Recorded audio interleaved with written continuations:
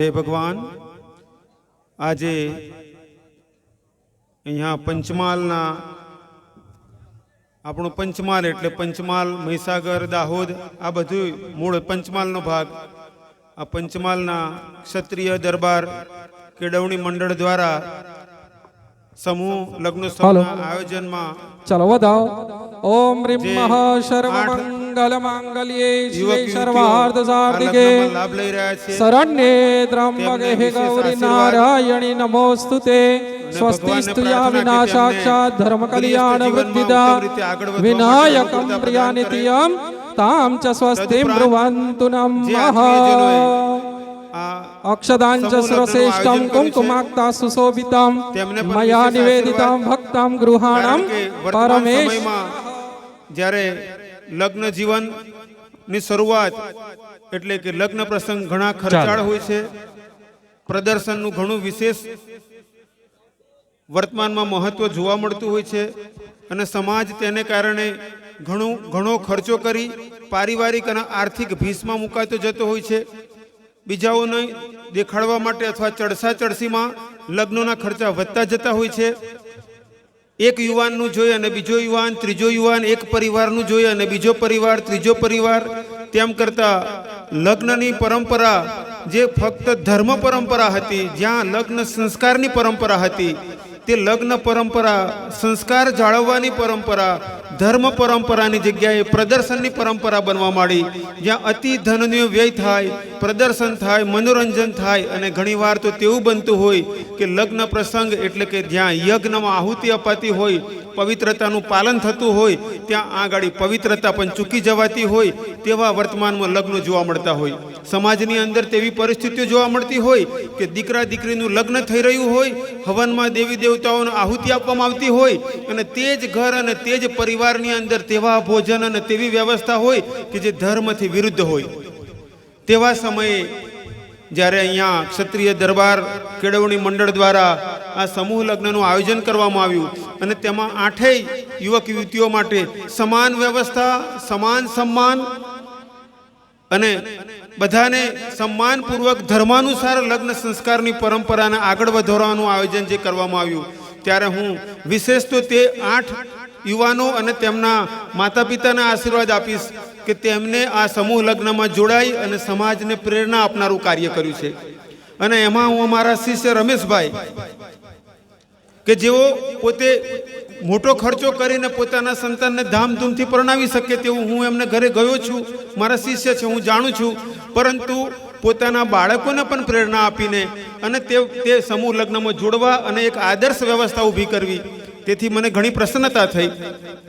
હું અહીંયા ઉપસ્થિત સમાજના તે બધા વ્યક્તિઓને પણ પ્રેરિત કરીશ કે આપ પણ યાદ રાખજો, જ્યારે તમારા દીકરા દીકરીનું લગ્ન આવે ત્યારે તમે તેવું વિચારો કે આપણે ઘણો ખર્ચો કરી અને સમાજમાં બતાવી દઈએ, પરંતુ અહીંયા બતાવવાવાળા કેટલાય ચાલ્યા ગયા, આ સંસારમાં અહીંયા આવ્યા કેટલાય ચાલ્યા ગયા કેટલાય. પરંતુ રહી ગયું તે નામ કે જેમને સંસારને સમાજના માટે કલ્યાણનું કામ કર્યું હોય, પ્રેરણાદાયક કામ કર્યું હોય, આદર્શનું કામ કર્યું હોય. તમે પણ પ્રયત્ન કરજો કે જ્યારે તમારા બાળકોના લગ્ન આવે તે સમયે તમે તે ઈચ્છાઓનો ત્યાગ કરી શકો કે મારે મોટું ભવ્ય પ્રદર્શન કરવું છે, ધનનું પ્રદર્શન કરવું છે, મારી સંપત્તિનું પ્રદર્શન કરવું છે.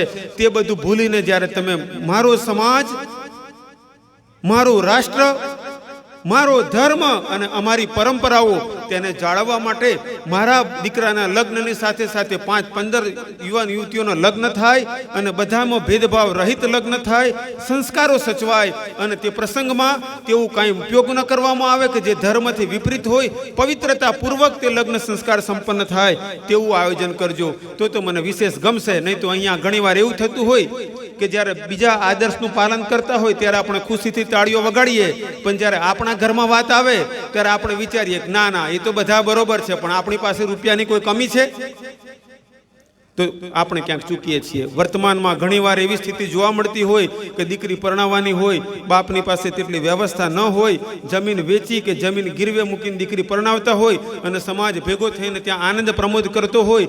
તેવા સમયને હવે બદલવાની જરૂર છે, જાગવાની જરૂર છે અને તે આ કરી બતાવી રહ્યો છે ક્ષત્રિય દરબાર કેળવણી મંડળ. અને લગ્ન જીવન એટલે ફક્ત 4 ફેરા ફરી લેવા અને યજ્ઞ કરી લેવો તેટલું જ નથી. લગ્ન જીવન એટલે એકબીજા પ્રત્યેનું વચન કે હું વિશ્વાસથી નિભાવીશ, વિપત્તિમાં નિભાવીશ, ધર્મથી નિભાવીશ અને પ્રત્યેક પરિસ્થિતિમાં સાથ આપીશ, સુખમાં સાથ આપીશ, દુઃખમાં સાથ આપીશ અને તેવો પ્રયત્ન કરીશ કે આ જન્મમાં તમારા સાથે હું ધર્મનું પાલન કરું અને તેવો ધર્મનું પાલન કરું કે આવનારો જન્મ પણ મારો અને તમારો કલ્યાણકારી બને તેવું જીવન જીવવાનો સંકલ્પ અને તેના માટેના ધર્મ સંસ્કાર એટલે આ લગ્ન સંસ્કાર આપણે બધાએ પ્રયત્ન કરવાનો છે કે આપણી સનાતન ધર્મની આ પરંપરાને જાળવવા માટે વડીલોએ, સમાજના નેતૃત્વ કરનારા વ્યક્તિઓએ આગળ આવવું પડશે. અને અહીંયા આપ બધા મળીને જે પ્રયત્ન કરી રહ્યા છો, હું સંન્યાસ જીવનમાં ક્યારેય કોઈના લગ્નમાં જતો નથી. હું સંન્યાસીને ન હર્ષ હોય કે ન શોખ હોય, એટલે હું કોઈ દિવસ કોઈના લગ્નમાં જતો નથી કે મરણ પ્રસંગે જતો નથી. મારા પૂર્વાશ્રમના કુટુંબ પરિવારના આત્મીયજનોના લગ્ન પ્રસંગે કે મારી સંસ્થાના જે કાર્યકર્તાઓ, ટ્રસ્ટીઓ, પ્રમુખ ઇત્યાદિના બાળકોના લગ્ન પ્રસંગે કે કોઈ પણ લગ્ન પ્રસંગમાં હું નથી જતો. પરંતુ જ્યારે સમાજમાં કોઈ જગ્યાએ સમૂહ લગ્ન થતું હોય ત્યારે મને ખુશી થાય કે નિશ્ચિત તે પ્રસંગે જઈને પ્રોત્સાહન આપવું જોઈએ, આશીર્વાદ આપવા જોઈએ. કારણ કે જ્યાં સુધી વ્યક્તિ ફક્ત હું અને મારુંનું વિચારે છે ને ત્યાં સુધી તે ધર્મ સમજ્યો જ નથી. પરંતુ જ્યારે હું મારુંથી બહાર નીકળી અને આપણા બધાનું, આપણા સમાજનું, આપણા રાષ્ટ્રનું, આપણા ધર્મનું વિચારે છે અને તે માટે ત્યક્તેન ભુંજી થા, ત્યાગ કરીને સુખી થવાની નીતિ અપનાવે છે, તે સમયે નિશ્ચિત આપણે બધાએ આગળ આવવું જોઈએ અને પ્રયત્ન કરવો જોઈએ. અહીંયા આપ બધા આત્મીયજનોને વિશેષ આશીર્વાદની સાથે તે પણ કહું છું કે આ વર્ષે તો તમે 8 જોડાને આ સમૂહ લગ્નમાં જોડવા માટે જે મદદરૂપ થઈ રહ્યા છો, તેમને પ્રોત્સાહિત કરી રહ્યા છો. અને મેં તેમનાથી જાણ્યું, જ્યારે મારા આશ્રમો કાયાવરોહણ આમંત્રણ આપવા આવ્યા ત્યારે તેમને જેમ કોઈ સંપન્ન વ્યક્તિ પોતાના બાળકોને સારી વસ્તુઓ લાવીને જેમ ભેટ આપે, તેવી જ રીતે સમાજે તે દીકરીઓને કન્યાદાનમાં જે સારી વસ્તુઓ છે તેવી અને તેમના પરિવારમાં ઉપયોગ આવે તેવી વસ્તુઓનો કન્યાદાન આપી રહ્યા છે. સાથે જ મેં તેમને કહ્યું કે હું આવીશ ત્યારે ઈચ્છું કે દીકરીઓને, દીકરાઓને ભગવદ્ ગીતા આપું. અને મને જાણીને ખુશી થઈ કે ગુરુજી અમે ભગવદ્ ગીતા લાવેલા જ છીએ. ભગવદ્ ગીતા લાવેલા છો ને, 16 સંસ્કારની પુસ્તિકા લાવેલા છીએ. એટલે પછી મેં રામાયણનું પુસ્તક, ઉપનિષદ પુસ્તક, યજ્ઞ, દેવપૂજન, સંધ્યાકર્મ કેવી રીતે કરવું તે પુસ્તક ઇત્યાદિ અહીંયા દીકરા દીકરીઓ માટે ભેટ લાવ્યો છું. પરંતુ સાથે આપ બધાને તેટલું ચોક્કસ કહીશ, આપણા સમાજને વર્તમાનકાલીન, મોડું થઈ રહ્યું નથી ને, વર્તમાનકાલીન સમય એટલે પાશ્ચાત્ય સંસ્કારોનું વાવાઝોડું ફેલાઈ રહ્યું છે. અને તે વાવાઝોડું કેવું? આપણી પરંપરા એટલે અગ્નિને સાક્ષી માનીને એકબીજાને સ્વીકાર કરવો, તે આપણી પરંપરા. હવે લિવ ઇન રિલેશન ચાલવા માંડ્યું. ધીરે ધીરે પૃથ્વી પરથી લગ્ન પરંપરાને ખત્મ કરવાનું એક વાવાઝોડું ચાલી રહ્યું છે. જ્યાં માતા પિતાનું પરમિશન લઈને, માતા પિતાના આશીર્વાદ સાથે લગ્ન થતા હોય તેની જગ્યાએ તેવી સ્થિતિ આવવા માંડી. હું મોરેશિયસ દેશમાં હતો, ત્યાંના એક ક્લાસોના અધિકારીએ મને વાત કરી કે ગુરુજી, અહીંયા બાળકોનું લગ્ન હોય ને માતા પિતાને તેમને યોગ્ય લાગે તો બોલાવે, નહીં તો કે પણ નહીં. અને અમારથી વિના બોલાવે જવાય પણ નહીં. નહીં તો અમને એવું કહી શકે કે તમને નહોતું આમંત્રણ છતાં કેમ આવ્યા તમે? સમય બદલાઈ રહ્યો છે. ત્યારે આપણે જે બીજ વાવીશું ને તે વટવૃક્ષ બનશે. આપણે આપણા બાળકોને સંસ્કાર આપીશું તો આપણા બાળકો તેમના બાળકોને સંસ્કાર આપશે. આપણે જે કરીશું ને તે આગળ ફલીભૂત થવાનું છે. તો અહીંયા લગ્ન સંસ્કાર પછી આપ બધા પ્રયત્ન કરજો કે આ 8 બાળકોને તો ખરા જ, કે 8 યુવાન દંપતીઓને તો ખરા જ, તે સિવાય તમારા સમાજમાં, તમારા આત્મીયજનોમાં યુવાન યુવતીઓને ભેગા કરી અને ક્યારેક તેમને યજ્ઞ કરતા શીખવજો, ક્યારેક તેમને દેવપૂજન કરતા શીખવજો, સંધ્યાકર્મ કરતા શીખવજો. તમે ક્યારેક સમાજમાં કોમ્પિટિશન રાખજો કે આપણા સમાજના કેટલા યુવાન યુવતીઓ તેવા છે કે ભગવદ્ ગીતાનો 12મો અધ્યાય મોઢે બોલી શકે. આપણા સમાજમાં કેટલા એવા યુવાન યુવતીઓ છે કે જે યજ્ઞ કરી બતાવે, તેમને તમે પ્રોત્સાહિત કરજો, તેમના ફોટા પાડીને સમાજમાં પ્રસારિત કરજો. સાથે જ વીરભોગ્યા વસુંધરા, અત્યારે ભારતમાં 9 રાજ્યોમાં આપણે હિન્દુઓ લઘુમતીમાં છીએ. 35-36 ઘરનું ફળિયું આપણું, અને 9 ઘર સળગી રહ્યા છે અને આપણે બધા નિશ્ચિંત છીએ. આપણે બધાએ પ્રયત્ન કરવાનો કે જેમ હમણાં આ બેને તલવારબાજી બતાવી, સમાજના દરેક પુરુષ અને સ્ત્રીને તલવાર ચલાવતા આવડવી જોઈએ, ભાલા ચલાવતા આવડવું જોઈએ, દરેકને બંદૂક ચલાવતા આવડવી જોઈએ, તીરંદાજી આવડવી જોઈએ. કારણ કે જો સમાજની રક્ષા કરવી હશે તો જાતે સૈનિક બનવું પડશે. આપણું કાશ્મીર જુઓ, આપણું બંગાળની સ્થિતિ જુઓ, આપણા કેરળની સ્થિતિ જુઓ, ઉપર 7 સિસ્ટર્સ રાજ્યોમાં જુઓ, આપણે ક્યાંક ઊંઘતા ઝડપાઈ રહ્યા છીએ. મેં કાયાવરોહણ મારા લકુલિસધામ આશ્રમમાં હિન્દુ ગુરુકુળ બનાવ્યું છે અને ત્યાં હિન્દુ બાળકોને શિક્ષણની સાથે યજ્ઞ, યોગ, ભગવદ્ ગીતા, ઉપનિષદ, દર્શન શાસ્ત્રોનું શિક્ષણ, સંસ્કૃત બોલતા શીખવાડવું, અંગ્રેજી બોલતા શીખવાડવું, સાથે તલવાર ચલાવતા, ભાલા ચલાવતા, લાઠી ચલાવતા, બંદૂક ચલાવતા, ઘોડેસવારી, આ બધું શીખવાનું આયોજન કર્યું છે. તદુપરાંત ત્યાં તેવી વ્યવસ્થા છે કે ખૂબ ઓછા ખર્ચની અંદર બાળકો ત્યાં રહી જમવું, કપડાં, દવા, વ્યવસ્થા, ભણતર બધું પ્રાપ્ત કરી શકે. જેની આર્થિક સ્થિતિ સારી નથી તે ઓછામાં ઓછા અથવા તો કાંઈ આપ્યા વિના પણ તેના બાળક ત્યાં ભણી શકે, રહેવા, જમવા, કપડાં બધાની વ્યવસ્થા સાથે. પરંતુ જો કોઈ હિન્દુના 2 કરતાં વધારે બાળકો છે, ત્રીજું બાળક, ચોથું બાળક છે, તેનો ત્યાં કોઈ ખર્ચો જ નથી. ત્યાં એન્ટ્રન્સ ટેસ્ટ એટલે પ્રવેશ પરીક્ષા પાસ કરાવો અને 3જા નંબરના બાળકને અમને આપી જાઓ, અમે ભણાવીને મોટો કરીશું, શક્ય હશે તો કોલેજ કરાવીને પરણાવીને એને કહીશું તારા 3જા બાળકને અમને આપજો. આપણે બધા મળીને પ્રયત્ન કરીએ. આપણો સનાતન ધર્મ, આપણી સનાતન સંસ્કૃતિ, જેમાં એકથી એક મહાન રાજા, મહારાજાઓ, યોગીઓ, તપસ્વીઓ, સંતો અહીંયા આવ્યા અને આપણા ધર્મ અને સંસ્કૃતિની રક્ષા કરી. તમે બધાએ આજે કાર્ય કરી રહ્યા છે, ઘણો મોટો યજ્ઞ છે.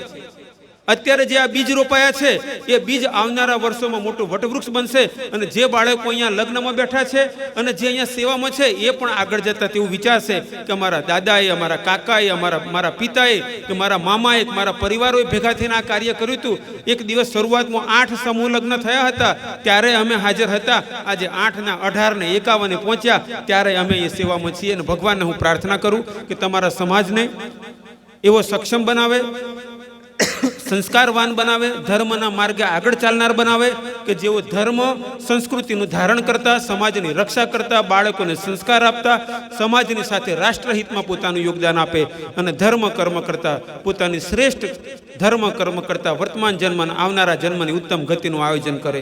અંતમાં અહીંયા ક્ષત્રિય દરબાર કેળવણી મંડળના સર્વે ટ્રસ્ટીઓ, કાર્યકર્તા, આત્મીયજનોને તેમજ જે યુવાન દંપતી અહીંયા લગ્નથી જોડાયા છે તેમને,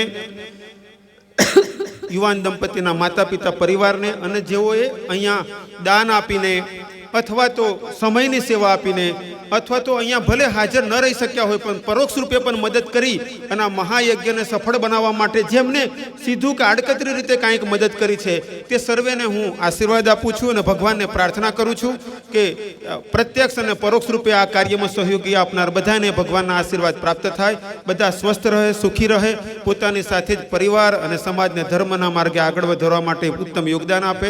અંતમાં આપ સર્વના કલ્યાણ માટે ઈશ્વરને પ્રાર્થના કે આપ સર્વેને તેવી મતિ, શક્તિ, પરિસ્થિતિ અને ક્ષમતા પ્રદાન કરે જેથી આપ ઉત્તમ રીતે ધર્મ માર્ગે આગળ વધો, પોતાનું કલ્યાણ કરો, સ્વકલ્યાણ સાથે સર્વ કલ્યાણમાં સહયોગી બનો, સહભાગી બનો. ઓમ ઓમ સબકા મંગલ હો, સબકા મંગલ હો, સબકા મંગલ હો. ઓમ જય ભગવાન.